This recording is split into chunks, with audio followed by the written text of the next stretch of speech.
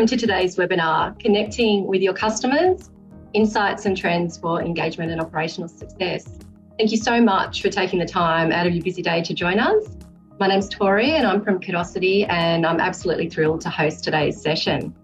As a CMO, I know just how hard it is at the moment staying ahead of the competition, especially given the tough economic environment. So today we've assembled a panel of experts to delve into some key strategies to help us all continue to grow and thrive. Our keynote presentation today is going to be delivered by Tim Dillon, and Tim's the founder and director of TRA. He has over a decade of experience in specialised research, analysis and consulting services, primarily to IT&T across the APAC region. Tim really is a true visionary in the field, and his insights will shed light on how to drive growth through SMS, messaging technology, the role of AI, and something that's a bit of a hot topic for any of us working in data, customer engagement or marketing at the moment, navigating the regulatory environment, which obviously there's a lot of change going on. Following the keynote, Tim's going to facilitate a really engaging panel discussion. We'll be joined by Vicki. Vicki Iszatt is the Managing Director of digital agency OMDIGI, and Vicki is a seasoned digital marketer. She's worked with some of Australia's largest brands, helping them to grow their business via digital channels. Tim and Vicki are going to be joined by Kate Thorpe. Kate is a customer success manager here at Kudosity, and Kate, she really is an expert in how to get maximum value from investing in messaging technology. So we're lucky to have her join us today as well. So just a little bit of housekeeping before we get started. Our goal today really is not just to inform and deliver a presentation. We want to provide actionable insights and practical strategies. So please do ask questions in the Q&A panel as we go through, and we'll try and get to as many of the questions as we can. The session is being recorded, and we'll make it available on demand via kudosity.co. We'll also send everyone an email with a link to the session, but also some tools and assets as well that you can download that will help you either get started or optimise your activity. So with that, let's dive in and unlock the secret to effective customer engagement. Tim, thank you so much for joining us. Can you kick it off? Yeah, pleasure. Thank you, Tori, and kia ora to everybody in New Zealand, and hello to everybody else that's not in NZ. Delighted to be part of this, and thank you to Tori and the Kudosity team. Also, probably more excited to hear from Vicki and Kate, frankly, because they're the real experts in this. Us analysts get to pontificate and summarise things. So that's what I'm going to do for about the next 15 minutes. So if we wouldn't mind moving to the next slide, please. You'll hear that a bit in this conversation. I'm assuming the slide. There we go. Look at that. 4 areas that we're going to spend the next 15, 20 minutes on. And we'll start with, I guess, a macro view of what we see happening in the ANZ business environment. So bear with me. That's only a slide. It's not going to take too long, but I think it leads into where we're seeing investment in customer-focused technology priorities. You can't talk about anything that involves data, customers, communications without a quick overview of the security and regulatory issues that we're facing. And then we'll just finish with some thoughts around where we see AI. So we're, a minute into a presentation that I've brought up AI already, so apologies. But we'll then sort of use that as the jump-off point for a very interesting discussion with Vicki and Kate. So if we could flip to the next slide. Thank you very much. Okay, what we've got here is summary from data that we took from research at the start of this year. And it talks generically to, I guess, the top business priorities for Australian and New Zealand companies, frankly, for 2024 and into 2025. And, growth, customers, cash. Probably, frankly, the same business priorities that have been in place for companies for the last 1,000 years.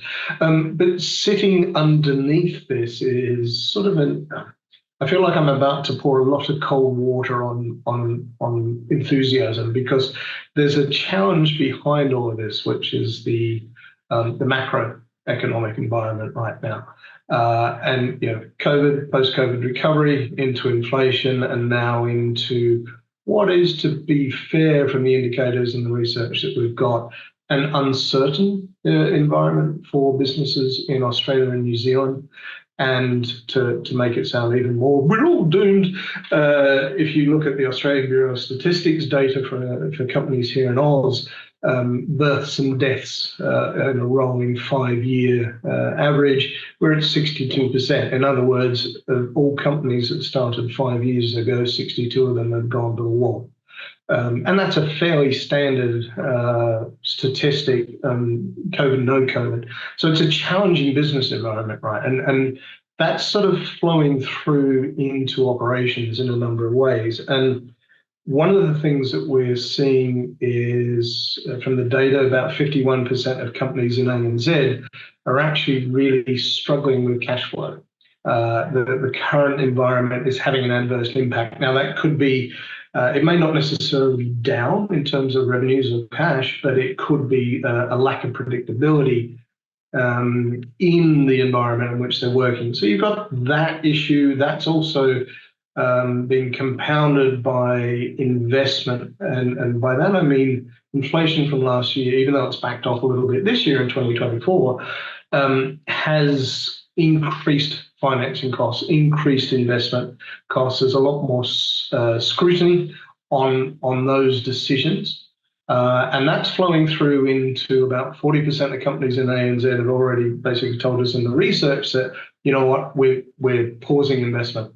We're not, projects that we had on the roadmap or on the runway, we're not doing those right now. It's costing us more. We're uncertain of where things are going. Our cash flow is unpredictable. So we're backing off, I guess, investing in projects that we plan, which, isn't necessarily great.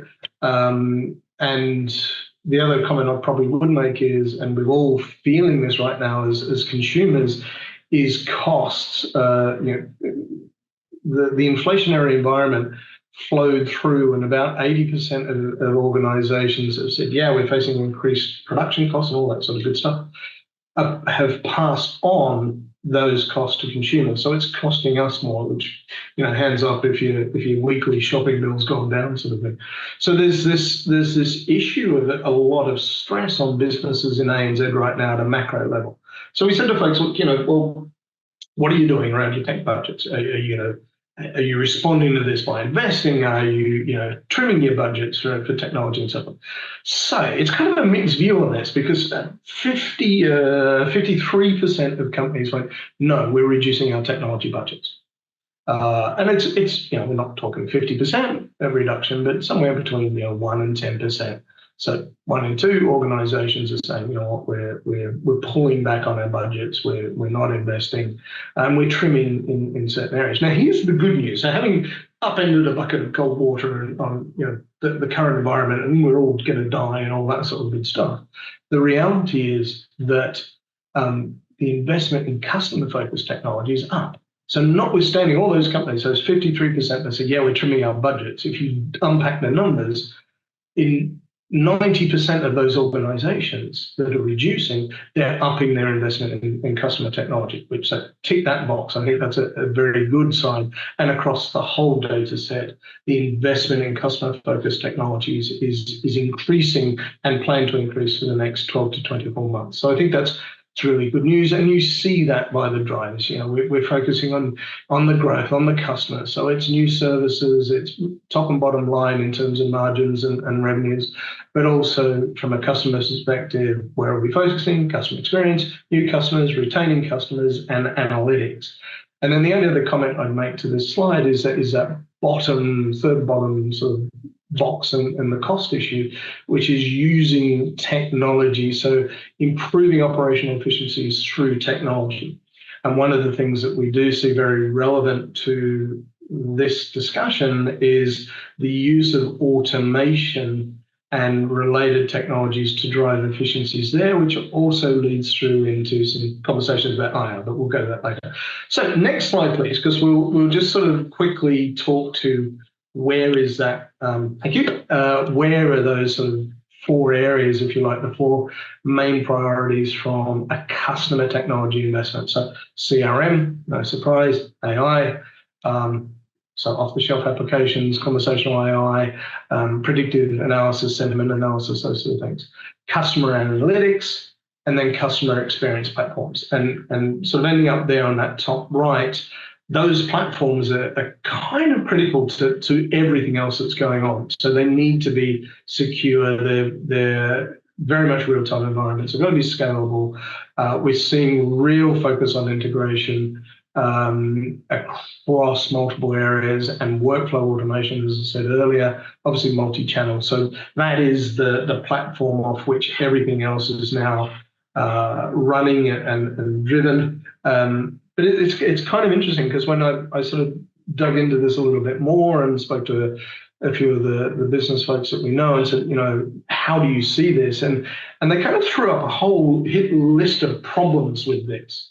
And so they're focusing on this, but they're saying, well, our problems are actually our data is terrible, is very much unstructured, particularly customer data is a huge morass of unstructured mess.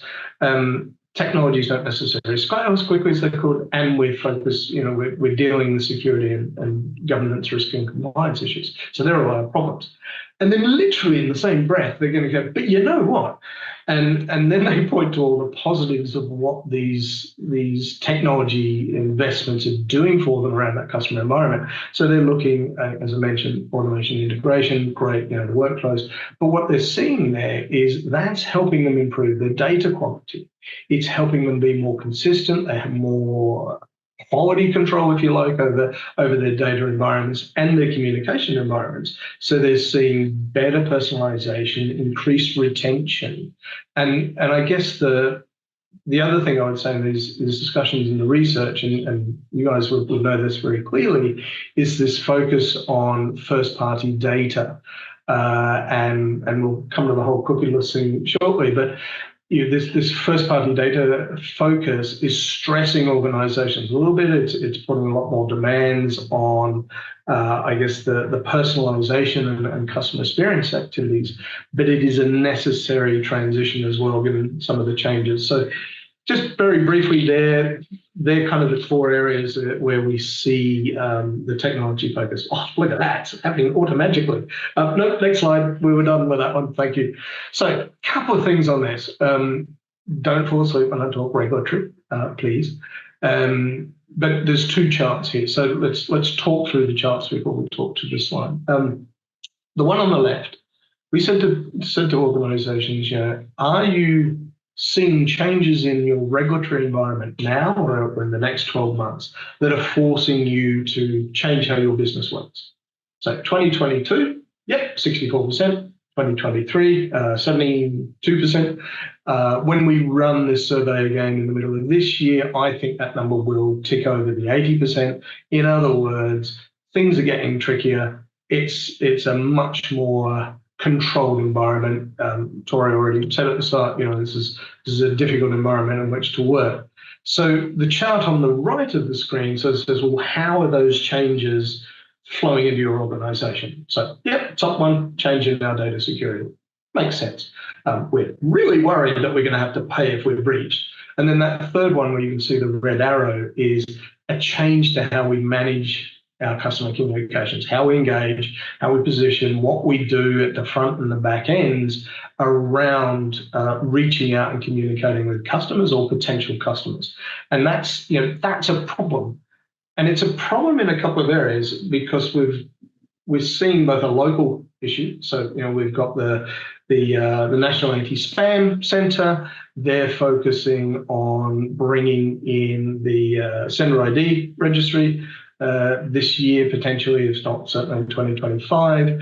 You've got ACMA coming out and saying, look, we've got two priorities here. One, two priorities of 2024, which is around really reducing and getting on top of mobile spam, and the other is unsubscription capabilities. So you've got ACMA focusing here, you've got the Spam Act coming through, we've got the 2024 Privacy Act with implications around PII. None of this is, I'm sure, a startling revelation to any of you, but it is forcing significant reflection on how and what we do as businesses in terms of communication to our customers.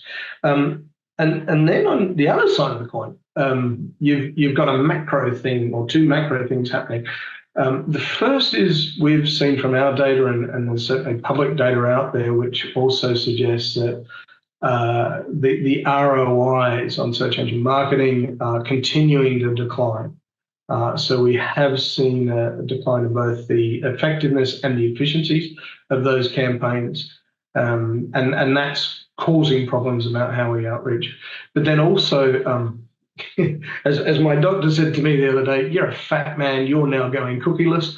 And that's our future, right? I mean, it's basically in, I think, what's Q3 2024 this year. Google is stopping the third-party cookies, so we are really faced there with another problem in terms of how do we gain that customer insight, how do we gain that data when we're not going to have access to all that third-party environment. And if some of the stats I've seen, and one of the research points that we have is about 93% of advertisers are using third-party cookies as part of their entire outreach and engagement strategies. So, there's a real double whammy here at both a local and a global level that is forcing us to change how we look at reaching out. And if you go to the next slide, please. The primary reach out, if you like, has always been email, and that's fine. It made a lot of sense in previous years. Historically, it was a good medium and channel to use. But as you all know, there's kind of three areas that are causing problems here. Now, the first is click-through and open rates. There's a decade of data which shows that they are just declining over the last, it's probably more than 10 years, but I've only got data back 10. And you can see that decline in click-through rates and opening rates that is just eroding the efficiency of email, which, by the way, I did find kind of interesting that looking at some data sets, and it was roles profiled by professional capabilities. Anybody want to take a guess what the professional group that is least likely to open and read emails? Ironically, it's professional marketing and advertising people. So I'm going to suggest that you folks know a lot more about what's going on than we do, and I just found that kind of amusing. That is, that cohort are the ones that are least likely to open anything sent on email. So click-through, opening rates are dropping with email, and then you've got again a sort of a structural thing, which is centered around both the gateway controllers, so the proof points, the minecasts, bringing increasingly, I wouldn't say draconian, but they are certainly more focused on restricting the amount of spam going through their gateways, which has a flow-on effects for legitimate emails. You have, I think, 2021, Apple changed its Apple ID in email, restricting basically any visibility into there. And the last 2 weeks, I think the last couple of weeks, Google has actually come out with quite an aggressive anti-spam campaign against Microsoft domains. So there are these sort of players out there that have a high concentration of control over the flow of those emails that are all in part reacting to regulations, but also trying to bring in their own solutions to cybercrime, cyber theft, and all those areas.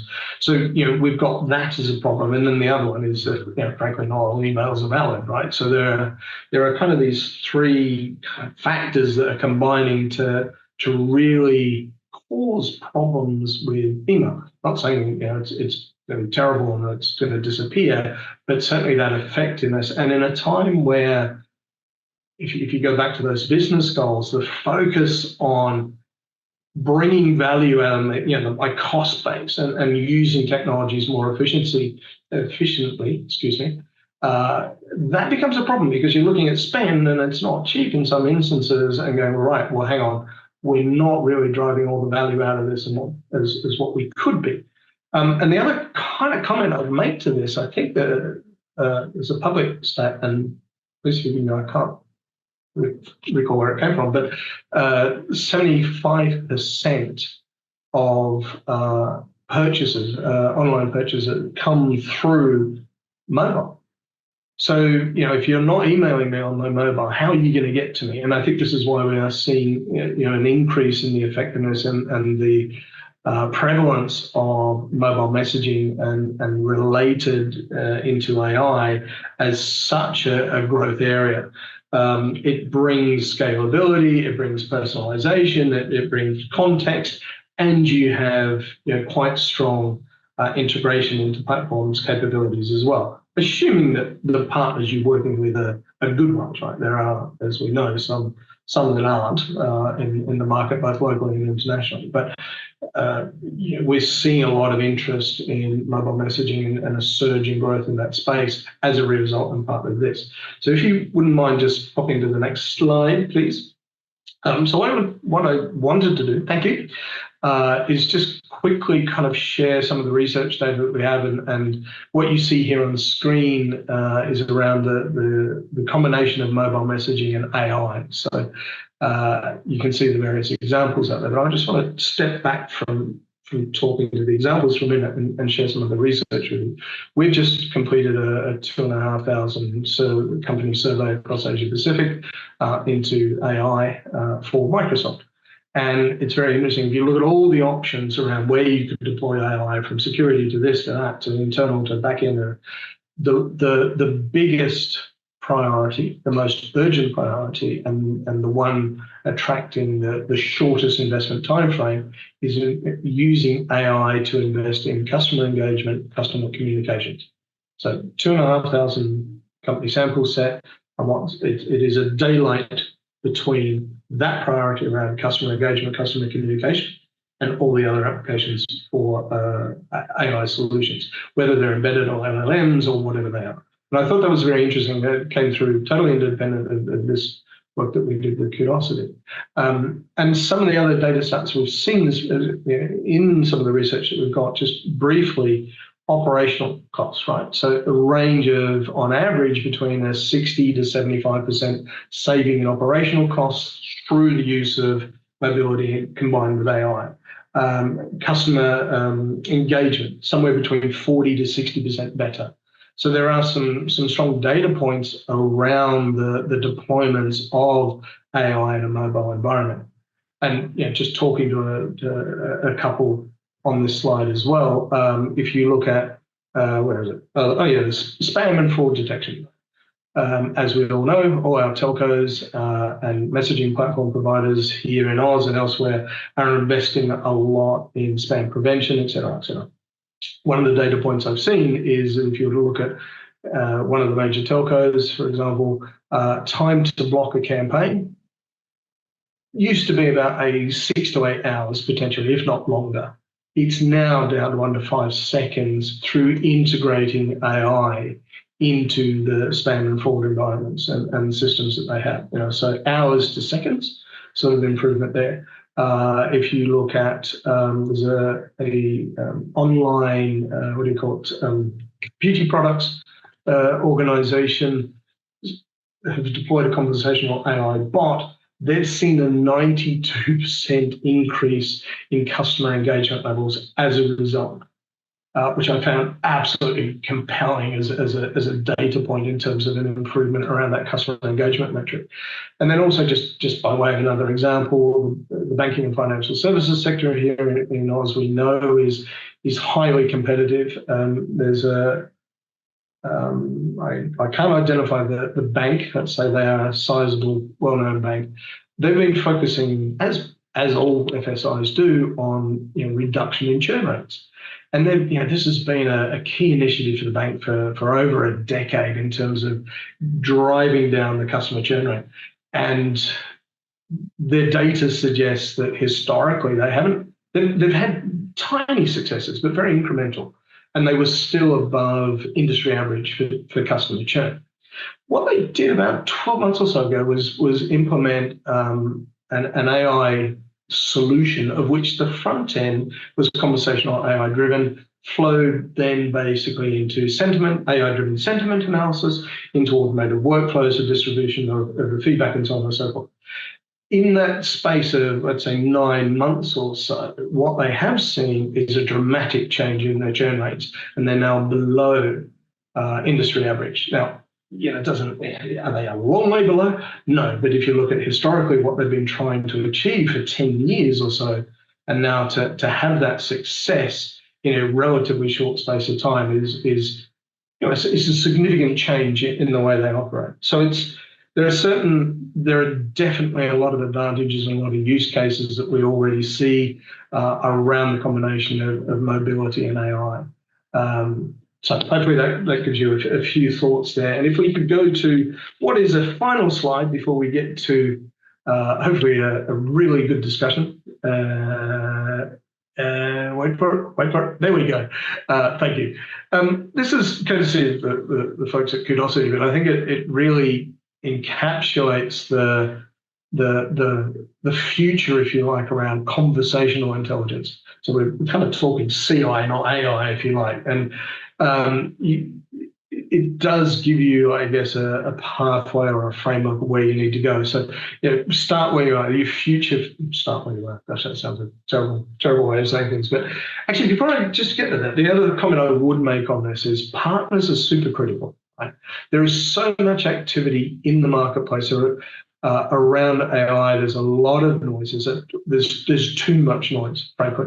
But we are, from an analyst perspective, this is our fourth big tech change, from mainframes to PCs to the internet to mobile, and now AI. We are at that sort of level of change. So there is a lot of activity. There's also a lot of concern, and there's a lot of ways to burn money super quickly and get nothing from it. And this is why the partner component that we see in the Microsoft research for example, points to the fact that of small, medium, and large, regardless of the size of the organization, the intent to use a partner to help with developing, deploying, managing even AI capabilities in a messaging and customer engagement perspective, it sits at over 85%. Right? So there's a real strong case to work with experts to avoid some of the issues around training models and hallucinations, or all that stuff that people are genuinely concerned about. But choosing a good, credible partner, I think, is probably a pre-step, if you like, to this pathway.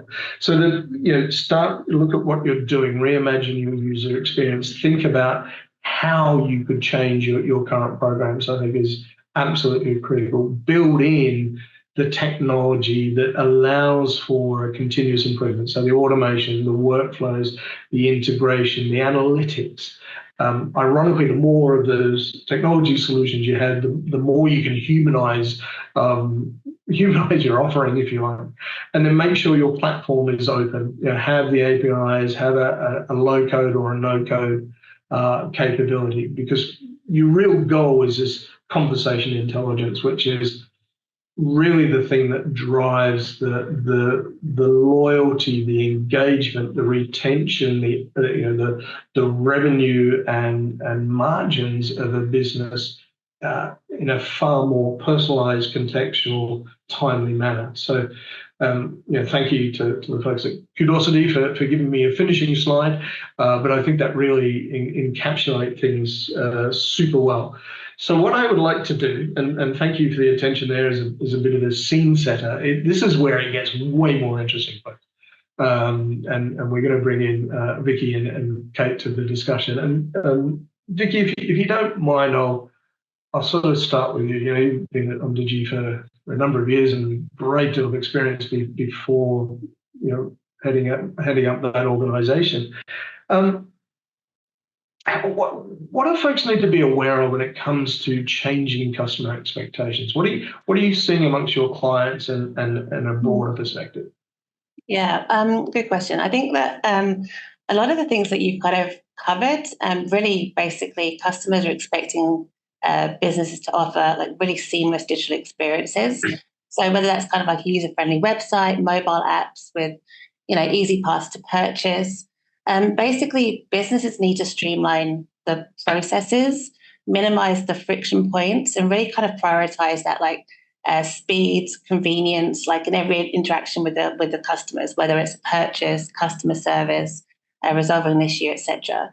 So introducing automation, self-service options, they can all kind of help businesses to meet these expectations. Mm-hmm. And obviously personalization, you kind of touched on that too. Customers are now expecting, highly hyper personalized experiences. If you look at like in the B2C space with Amazon and their recommendations engine, they do this absolutely brilliantly. I think the challenge for a lot of businesses is having that unified view of the customer and ensuring that the information they have is correct to actually deliver that personalized experience. When it's wrong, it can go like drastically like bad, so if they're not getting the information that they want, then that can really tarnish a brand's a customer's experience with the brand. So I think the kind of third part is this omni-channel presence. Customers are expecting businesses to be where they are and to have that seamless brand experience across all touch points. So whether that's online, offline, across socials, messaging apps, chatbots, etc. I think this accessibility and responsiveness is expected by customers wherever the brands and businesses are. Mm-hmm. And then kind of with that comes the whole transparency, trust, good corporate citizen, sustainability. Customers want this personalization. They're still a little bit kind of hesitant to give that personal information, but they want this honesty, this authenticity, and kind of transparency in all of the aspects of business operations. So, whether that's product ingredients, that's pricing, data privacy, building trust through, transparent, ethical business practices. I think customers are kind of like demanding a lot, and it's for business to really kind of, delve down into what's going to help them for their future and kind of immediate cash flow and business growth, I think. Yeah, life would be a lot easier without customers at times, I think. But I can't say that as an analyst. I'm going to do something which everybody in a panel hates hearing. I'm going to go off script with a question that we don't have on our cheat sheet. But I am curious from your perspective, are you seeing issues, for example, around the email, oh, your data's been lost in a privacy breach? I've had 4 or 5 of those, I think, in the last 12 months, and I'm sure most people on this session would have had a similar experience. From your perspective, do you see that complicating the issue when it comes to deeper personalization and deeper understanding of customers? Are they even more reluctant now to provide details? Definitely. I think you've got 2 challenges here. You've got the challenges with the customers and their data, and then you've got the challenges for the businesses who hold that data, right? So with the consumers and consent modes and all of that kind of stuff, it's very easy for them to ignore, to not accept kind of the consent mode that's been provided by the business. But then you've got like that balance between, what a business needs to personalize that information. So I think for me, it's basically about for me and our clients, it's basically working out what information do we need at what point in time, and how do we communicate that with the consumers to say, hey, we need this from you because we're going to offer you this. And so I think it's a 2-way street. It's that transparency, it's that authenticity, it's that journey. It's not asking them for their life story up front, because that is definitely this is kind of a bit too much. So I think that for different brands is different. And I think for different aspects of the business is different too. So what you need from a marketing perspective, and then what you need from an IT perspective, sometimes they kind of, and then obviously you've got your legal as well in there, it can kind of clash. So I think a lot of businesses that we're working with are still kind of working some of that through. And we're kind of lucky in Australia that we haven't got some of those restrictions of the EU and UK right now. We've got a bit of time, not too much time, But yeah, I don't know if that answers your question. There's a lot going on. Look, thank you. As I say, it struck me as I was listening to you, and I think you're right. We do have a little bit of time, but then IIC has come out and basically said, look, we're going to strive for equivalence to GDPR. So we know that regulatory environment is only going to increasingly tighten, for want of a better word. Thank you. Following on, the other thing I sort of briefly touched on was cookieless and the decline in effectiveness of search engine marketing ROIs. How do we deal with this? What are you seeing as effective strategies? In the advice you're giving to your customers. Yeah, so maybe I'll just take a step back and just explain about cookies for people that don't really understand. Sure. So really simply, I guess, when you've been to a website, perhaps you've been to a specific product, and then it follows you around the internet for days and weeks. That's cookie-based marketing, and with the future being cookie-less, obviously, as you said, we're going to see some changes. I think with SEM and performance media in general, is definitely gotten a lot more expensive in most categories. We've got higher CPCs, we've got more competition, we've got a change in consumer behavior as well. Whereas that kind of first click, kind of last click was a lot closer. Obviously, the attribution of different channels all have a place to pay. I do think though that search is still great value, even though the ROI has declined. From an optimization perspective, we've got landing pages, A/B testing, ad copy, using generative AI for ad creation, etc., and diversifying kind of marketing channels as well to reach different audiences. So I think that a lot of targeting is going to be contextual, where it's based on what a web page is about or what a website's about, which will basically overtake that kind of third-party cookie perspective, essentially. And then I just think for a lot of our clients, focusing on performance is one thing, but really taking a step back and going, okay, what's the holistic journey? How do we start to really tell our brand story more? And that kind of brand building through things like traditional media. We're seeing a lot more of that. And sponsorships, partnerships, and really kind of thinking strategically about who's in our ecosystem that we can kind of really kind of work together to push those leads and that revenue. Yeah, okay, thank you. I listening to that, I'm sort of wondering therefore about the capabilities and the benefits that conversational AI can bring, because I think that would absolutely help. Well, 100% that person. Yeah. Yeah, that personalisation. I mean, if you're looking at lead gen from Google Ads or socials, whatever that might be, using generative AI to actually qualify those people, take them on that journey, collect some of that first-party data so that when they're ready to buy is absolutely essential. It's conversations that we're having with our clients, whether they're enterprise or SMBs as well. Okay, thank you. I want to come back and ask you a question, thinking about that a little bit in terms of, I suppose, what are the essential, if you like, AI tools that you're seeing customers need? But Kate, you've been sitting there very patiently, and I feel awful that I haven't asked you a question yet, so I'm going to ask you one. You've had a number of years now as a customer success manager at Kudosity and a long background prior to that in this space. What are you seeing from a conversational AI perspective amongst the customers right now? What are some of the benefits? What are some of the outcomes that you're helping customers with?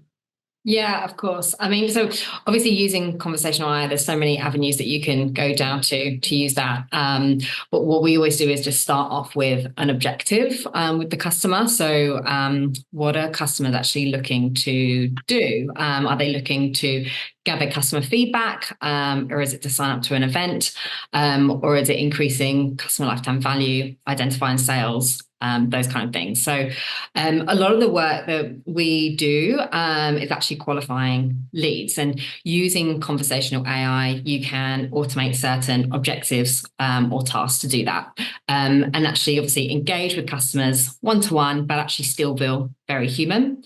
So say, for example, you had a cohort of lapsed or cold leads, and you might have 90,000, a file of 90,000 that you actually need to narrow down to like 30,000 leads. And the human effort to actually do that via phone is obviously very huge. And Tim, you've already spoken to how we're not seeing with email, we're not necessarily getting that same cut through as we have done in the past. So with strategical planning, we're actually helping our customers using AI to actually prioritize those leads, which, you know, overall reduces human effort and decreases cost per acquisition. Oh, absolutely. And that's also potentially quicken acquisition as well, because you're already further down that path. That's interesting. Thank you. Coming, I guess, digging a little bit more into the AI perspective, Vicki, just perhaps quickly, anything that you would share from a tools perspective, and Kate, for you, I guess, anything else from the conversational AI perspective, because I know we've got a couple of questions that have come through in Q&A as well. So any sort of final thoughts there that you might have that you would like to add? For me, obviously, AI-driven CRM, customer data platforms, generative AI, conversational AI. You know, I think any business that isn't using AI or thinks about using AI is going to struggle. And for me, a lot of the ways that I use it is having that kind of really smart personal assistant to kind of, you know, help me with day-to-day tasks and all of that. And same for my team here as well. Yeah, great. Thank you. Kate? Yeah, exactly. I mean, it's a, you know, obviously AI, it's a very powerful technology, and obviously creates a lot of time-saving solutions, as Vicki, you know, mentioned there. But it is about being strategic and using it carefully. It needs to be used with care. Right, thank you. So no pressure now, but there's two questions I need you to answer both of you for me, please. And the first one, as I squint at my screen, like anonymous attendees. Come on, put your convictions on your email. I have concerns about how things can go wrong when using AI-driven marketing and conversational SMS, which is probably fair. What do I need to be aware of? What do I need to know before I jump in? I'll talk to that, shall I? Yeah, so I mean, as I mentioned before, Tim, it does need to be used with care. It's a powerful tool, but conversations, you know, need to be carefully curated. A lot of strategic planning needs to take place before you start using that. You know, as I say, conversational AI is just a tool. It needs to be used in a controlled and moderate way, and you know, it's to amplify your skilled workforce or resources. So you need to deploy strategic methods to build that trust with your customers. Obviously, who are your most important assets, I guess, before jumping straight in. Yep. Okay. Thank you. Vicki, any thoughts? Yeah, I guess, you know, it's really easy to kind of say, let's introduce conversational AI into the business. But if there's no kind of platforms, there's no frameworks, there's no even FAQs, especially for smaller businesses, it's kind of like, oh, whoa, this is too hard. So it's kind of taken them for our clients on that journey to kind of guide them and to kind of break it down as well. So that, it's a lot easier to kind of comprehend and to kind of to get through. I think that's It's always easy to learn from somebody else's mistakes as well as a partner, to then bring that expertise, I guess, is super critical. The other question I've got here is just wondering if the panel is seeing any SMBs with limited resources successfully solving for the decline in effectiveness of paid search and getting first-party data sorted. So an easy question for you both. So I think for me, it's really shifting that kind of paid performance. So basically, like I think that whole 95/5 rule, where 95% of marketers spend a budget on 5% of the customers ready to purchase now. We're really shifting that and looking at the future customers, taking them on that journey, really giving them helpful information. So that personalisation part, in terms of collecting that first-party data, and just being, a bit more like authoritative, telling that brand story. I think using other channels that traditionally been deemed too expensive. An example that we're using with quite a lot of our local clients is BVOD, so buy video on demand, which is like 7 plus 9 now, and it's super cheap, and it can be hyper targeted by postcodes. So that kind of fits into kind of like all the different strategies. There's lots I go into. I'm kind of aware that there's limited time now, so I might hand over to Kate. To be honest, Vicki, you probably have more insight in that me, and maybe Tim, you've got anything to share. Oh, heck no. No, never ask an analyst to share anything at the end of a presentation. We'll be here till Monday. Look, I'm very conscious of time, and everybody has proper jobs that they need to do. So if there are any final questions that anybody would like to pose to Vicki or Kate, please drop them in the Q&A or the chat box, and we'll make sure we grab those. So I shall wait for 30 seconds to see if anybody needs to type, and otherwise, Tori, if there's nothing that pops up in the next second or so. I think we are running out of time, but maybe just to wrap it up, if you can each share, if people could get started with just one thing right now. I mean, we've kind of spent a lot of time talking about the decline of paid search, all of the issues around first-party data, also all of this new messaging and AI tech coming in that's creating a lot of confusion. If we could just do one thing tomorrow, what should we do to get started to kind of pivot given the market conditions and the way customer engagement is changing going forward? Vicki, did you want to kick it off? Yeah, I guess for me, with this whole kind of bigger piece, it's really, workshopping through some of those processes that you have internally, seeing what we can actually automate, and what's going to get the biggest wins. I might leave that there. It's like a big piece in itself. I mean, for us, I would say, start with the objective and be really clear on that, and then go on from there. As I say, conversational AI isn't something you can just turn on. So just make sure that you have that planning in place beforehand. The only other thing I would add is a step before that, and it's look at your data, because and by that I mean the quality, the type, the risk that is exposed by what you have, and essentially get data fit before you embark on anything around an AI perspective, because if you don't have that right before you start, you might have the best tool. Kudosity's conversational AI capabilities will be brilliant, but what you're driving through that platform won't work for you. So I would say just make sure your data environments, if you like, AI fit. So that's the only thing I could add. And we've probably got time for one more final question for Kate. Luke has asked, how do you use conversational AI to grow CLTV? In about 20 seconds. Well, yeah, I mean, there's many avenues you could take on that. So it's all about what we find is all about building trust with that customer, being authentic. We see great engagement when we've built that trust with customers, and it's designing journeys that are beneficial for the customer. You don't want to be wasting time, but it's the best engagement that you have with customers means that they're going to be more sticky, and more loyal to your brand in the future. Okay, so thank you so much, Tim, Kate, Vicki. Really appreciate sharing your insights with us today. It's been a great discussion. Thank you, everyone that was able to join us today as well. We appreciate you taking time out, and we look forward to seeing you again at our next webinar. Thank you.